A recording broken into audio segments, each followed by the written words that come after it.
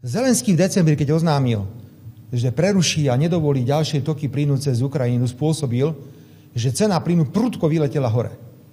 My máme dnes rekordné ceny plynu v rámci Európskej únie, násobne vyššie ako v Spojených štátoch amerických.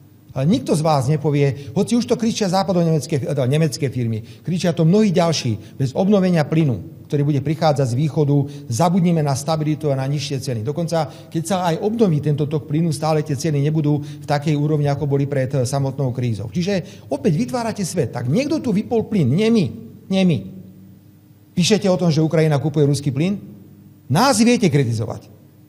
To je nemorálne.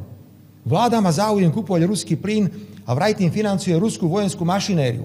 Ale veď Ukrajina kupuje ruský plyn. Ukrajina kupuje ruský plyn, platí zaň, čiže vlastne platí ruskú vojenskú mašinériu sama proti sebe. Ale to z vás nikto nepovie. To sa nepatrí. Hovoríte o tom, čo Ukrajina potrebuje na budúci rok? Preto toto opäť výrazne pomôže, pokiaľ ide o Slovensko ako energetickú veľmoc. My už teraz sme schopní vyvážať elektrickú energiu, ale situácia kvôli tomu, čo robí Ukrajina, je neudržateľná v Európe. Zase my zodpovedáme za niečo, za čo zodpovedať by sme nemali ani jedným jediným milimetrom.